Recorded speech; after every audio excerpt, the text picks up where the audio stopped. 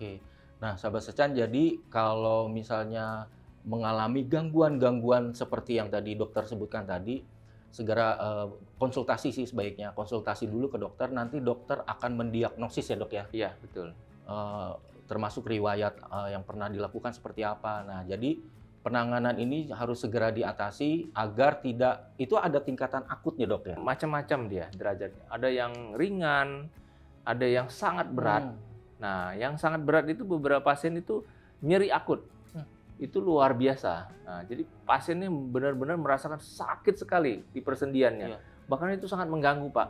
Kadang-kadang sudah mencari pengobatan kemana, ke dokter saraf atau dokter-dokter THT dan lain-lain. Nah, ternyata ini ada masalah sendi rahang. Oke. Nah, ini tuh skala nyerinya Iya. tuh kalau kita ukur dari 1 sampai 10 itu fast ya, nyeri Iya, 1 sampai iya, 10, iya. itu bisa 8 itu.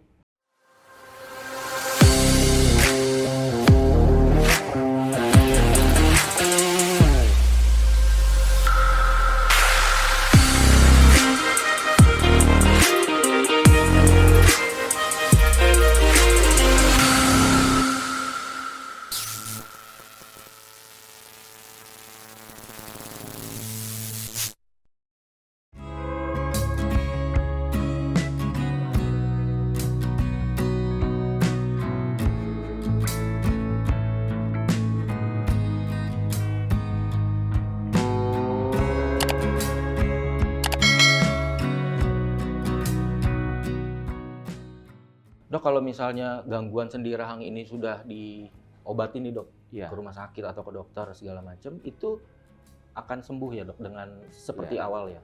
Jadi kelainan sendi rahang ini itulah perlunya edukasi jangka panjang. Terus ke pasien kita motivasi terus pasien. Jadi untuk sendi rahang ini memang berbeda. Jadi pengobatan ini butuh waktu. Butuh waktu ya? Butuh waktu. Jadi Oke. harus disiplin pasiennya. Edukasinya semua yang disarankan dokter harus diikuti. Oke. Kemudian setelah terapi itu juga harus ada ingat pasien apa yang mesti dihindari, apa yang jangan dilakukan, karena itu akan menyebabkan nanti terjadi relapse dia, masalah lagi kemudian hari. Jadi harus dijaga, di maintenance dia. Oke.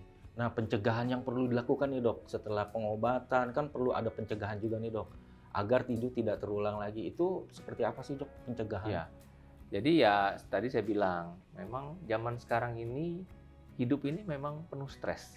Itu susah sebenarnya. Tapi memang kita harus berusaha meyakinkan pasien bahwa mengatasi stres itu penting.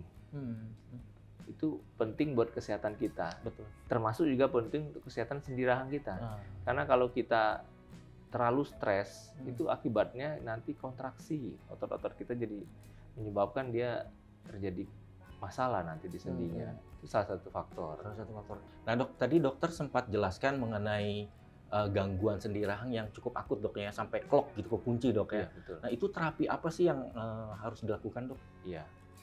Jadi ini pada pasien-pasien sendi rahang ini banyak datang ke rumah sakit Ya. dalam keadaan nyeri ya Pak Ya, Frederick. ya.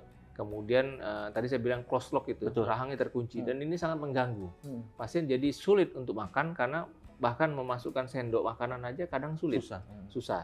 Nah, jadi biasanya untuk kasus-kasus seperti ini kita lakukan nomor satu tadi saya bilang konservatif dulu. Konservatif. Terapi seperti medikasi, obat-obatan, beberapa Ya. obat-obatan, kemudian edukasi terutama, selalu edukasi. Kemudian bisa kita lakukan splint. Itu semacam untuk protesa ya, tapi bukan protesa. Jadi dimasukkan, dicetak pasiennya di rahangnya, kemudian dimasukkan ke dalam gigi, Oke. dilakukan sedikit beberapa milimeter peninggian supaya dia tidak terlalu menekan ke sendi. Ya. Tapi Pak Frederick, yang paling penting ini, Iya. kadang-kadang semua sudah dilakukan, itu masih belum respon. Pasien masih mengeluh nyeri, ya. masih merasa belum bisa buka mulut. Itulah makanya kita lakukan terapi sekarang di Rumah Sakit Roy Taruma ini adalah artrosintesis temporomandibular joint. Wah, bisa jelaskan dok seperti apa tuh? Apa sih artrosintesis tersebut? Artrosintesis itu adalah tindakan minimal invasif. Jadi bukan operasi yang kita buka-buka, ini bukan. Oke. Jadi kita lakukan simple prosedur. Kita lakukan pencucian dari rongga sendi kita. Jadi gini, close lock itu biasanya terjadi adesi, perlengketan di sendi ini, jadi lengket dia. Jadi itulah terjadi kesulitan buka mulut. Jadi terjadi inflamasi yang banyak di sini. Jadi kita lakukan pencucian dari ruang sendi tersebut dengan cairan steril dengan harapan terjadi pembebasan dari perlengketan tersebut. Jadi dia hasilnya nanti buka mulutnya bisa lebih lebar. Nah, karena dia buka mulutnya lebih lebar, otomatis nyerinya berkurang, Pak Frederick. Kan udah tidak ada hambatan lagi. Nah, kemudian setelah itu kita lakukan pemberian obat-obatan di dalam rongga sendi tersebut.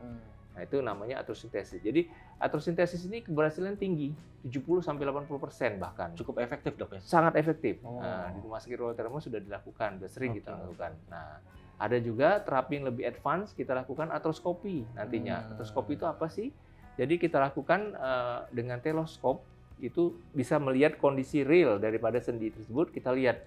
Jadi apakah ada masalah inflamasi, adesi, jadi kita bisa lakukan manuver langsung ke dalam sendi tersebut. Nah, jadi itu sebenarnya hitungannya masih minimal invasif, belum tindakan operasi. Nah, yang benar-benar tindakan operasi itu ada, jadi kita buka. Tapi itu biasanya sekarang udah jarang kita lakukan, kita lebih melakukan minimal invasif, atrosintesis atau artroskopi biasa kita lakukan. Dok, kalau untuk pengobatan gangguan sendi rahang ini butuh waktu berapa lama sih, Dok? Nah, itu tergantung dari kasus. Jadi kita ada yang kasus ringan, ada yang kasus berat. Jadi kasus yang ringan mungkin kita tidak perlu artrosintesis atau artroskopi, cukup konservatif. Tapi mungkin kasus-kasus yang nggak respon dengan pengobatan konservatif, udah fisioterapi, udah pasang splint, gigitan ditinggiin sedikit, itu memang perlu artrosintesis atau artroskopi. Bahkan kasus yang lebih berat lagi, bisa jadi nanti ujung-ujungnya ya sendinya diganti, Pak Frederick. Tapi itu memang jarang kasusnya. Hanya dilakukan apabila terjadi kerusakan sendi yang tidak bisa diperbaiki lagi. Oke, kira-kira Dok, untuk sahabat Secan yang pengen tahu nih Dok, seperti apa persiapan sebelum melakukan pengobatan sendi rahang, ada nggak yang perlu dilakukan Dok, persiapannya Dok? Jadi kalau sahabat Secan ya, jangan khawatir. Sendi rahang ini bisa diatasi. Jadi kalau ada keluhan-keluhan sendi seperti nyeri pada daerah sendi rahang, kemudian keterbatasan buka mulut, atau bahkan bunyi yang mengganggu klik, atau kita buka mulut bisa terjadi pergeseran ke kiri dan ke kanan, itu jangan ragu-ragu, kita konsultasi ke dokter. Nanti dokter akan memberikan penatasan yang tepat untuk pasien ini berdasarkan derajat keparahan daripada ini. Jadi nggak usah khawatir, ini bisa diatasi. Dok, pasca perawatan itu, menurut dokter apa yang perlu dilakukan pasien di rumah, Dok? Maksudnya perawatan rumahan kali, Dok? Jadi perawatan rumahan pasien sendi ini antara lain ialah kita usahakan kalau tidur lurus.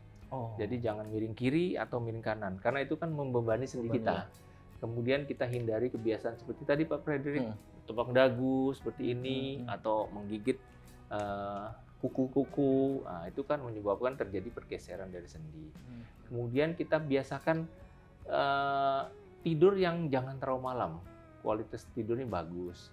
Nah, satu lagi yang paling penting ya itu berusaha kita mengatasi stres kita. Kita harus berusaha mengatasi stres karena itu salah satu faktor risiko yang menyebabkan kerusakan sendi rahang.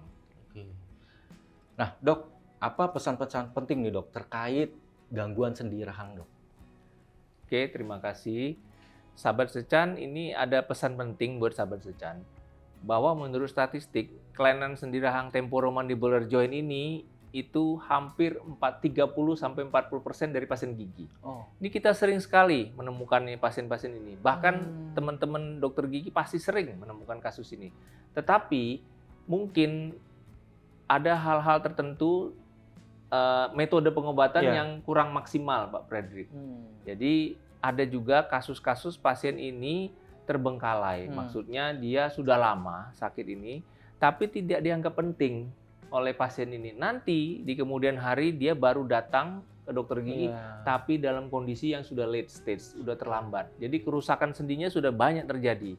Oleh karena itu, kita penting edukasi kepada sahabat Secan untuk selalu waspada apabila ada kelainan sendi rahang seperti nyeri pada sendi kita, kesulitan buka mulut, atau bunyi yang mengganggu pada sendi itu memang harus kita lakukan konsultasi yang tepat kepada dokter yang tepat untuk mencegah kerusakan yang lebih lanjut. Karena kalau kita biarkan ini sendi ini akan terus berlanjut. Kerusakan akibatnya yang tadi saya bilang yang paling worst case, yang paling jelek itu adalah sendi kita bisa diganti semuanya. Nah itu jangan sampai terjadi. Jadi itulah sahabat Sechan mungkin pesan saya pada sahabat Sechan. Ya. Nah, sahabat Sechan, jadi itu tadi pesan-pesan yang sangat penting untuk terkait sahabat Sechan yang mengalami gangguan sendi rahang. Karena tidak hanya cukup di dokter yang tepat juga, tapi cara mendiagnosisnya juga harus tepat. Betul. Dan penanganannya juga harus tepat. Itu baru akan menghasilkan mungkin hasil yang lebih maksimal ya dok ya. Setuju. Sahabat Sechan, demikian bincang-bincang saya dengan Dr. Gigi Diki Firmansyah, SPBMM TMF, TMJK dari Rumah Sakit Royal Taruma mengenai cara mengatasi sendi rahang yang sakit.